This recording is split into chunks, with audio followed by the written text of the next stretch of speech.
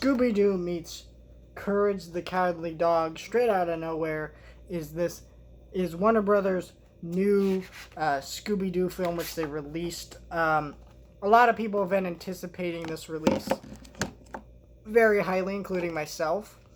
Though a lot of people have admitted that this crossover is very late. Courage has been canceled for many, many years off the airwaves, disappeared. And Scooby-Doo really isn't that relevant anymore. I know we had the new Scoob movie, but this is not the version of the characters from that movie.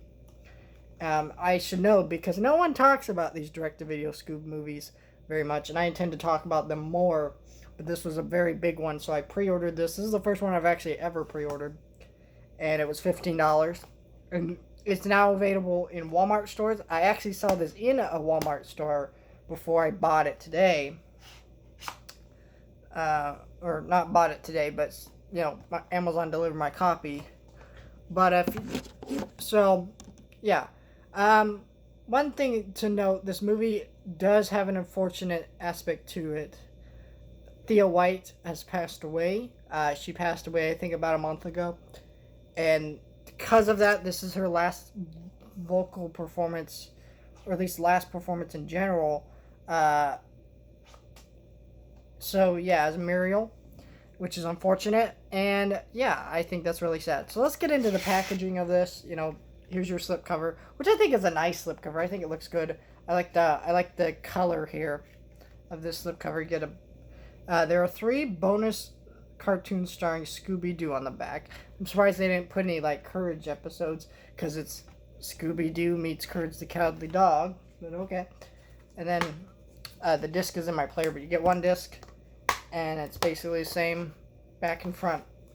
So, there is no Blu-ray for this. I think these Scooby-Doo movies, it's really unfortunate that they don't do Blu-rays. I get why, though, because, frankly, when they used to do Blu-rays, no one was buying them. But the thing you need to know about them is, what's irritating is they release trailers and things like that in HD. So you see how pretty the animation looks in HD Blu-ray quality when you see trailers and marketing for these, but they're only on DVD. And, I'm fine with. They remain at a good price point, which is $15. Then they go down from there. They usually by a couple months later, they're about $13, sometimes even 10. So if you don't want to pay $15 right now, this is going to go down in price.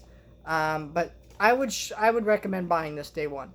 The reason why I say that is because this is first of all, I don't think Warner Brothers will be doing these Scooby-Doo movies for very long, because they used to do Blu-rays. They used to highly promote these, Blu-ray and DVD.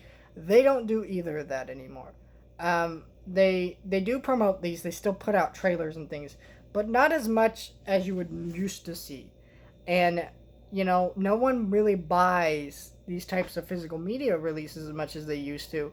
So these kind of have gone under the radar. We had one last year from the creator Billy Mandy involved, Maxwell Adams, and that was, that was a Halloween one. That one went under the radar. They had one earlier this year, the King Arthur's Court one, and that went under the radar. They're doing a lot of really interesting, cool stuff with Scooby-Doo that's going under the radar, and I can understand why. Physical media is a dying market, and Scooby-Doo's a little played out at this point. I still really love and appreciate Scooby-Doo, and I think if you do too, you need to support with your dollars. And if you can afford to pay day one, I'd recommend it. Or if you want to wait, but I would recommend paying day one, especially since this might mean the return of other Cartoon Network characters in Scooby-Doo movies. And if they return in other Scooby-Doo movies, and Warner Brothers sees the sales going up, then you might see them in other movies or series on HBO Max, other things like that. So, just keep working on that. That's what I recommend. Now let's actually get into the review of this movie. Let's start with the animation. I think the animation is fine. I don't think it's amazing. I think one of the aspects that makes this a little weird is it is a combination of Courage and Scooby-Doo's art style. And the Scooby-Doo one looks fine, but there are times where the Courage one doesn't match very well. But for the most part, I think it looks fine. It's pretty standard direct-to-video Scooby-Doo stuff.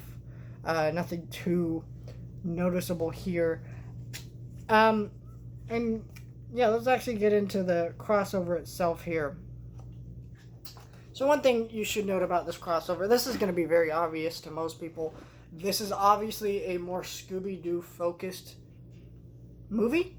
So if you're coming for the Courage the Cowardly Dog and you're like, I don't like Scooby-Doo that much, that might ruin some of your enjoyment with this movie. But if you like both properties and you're okay with seeing them cross over, there you go.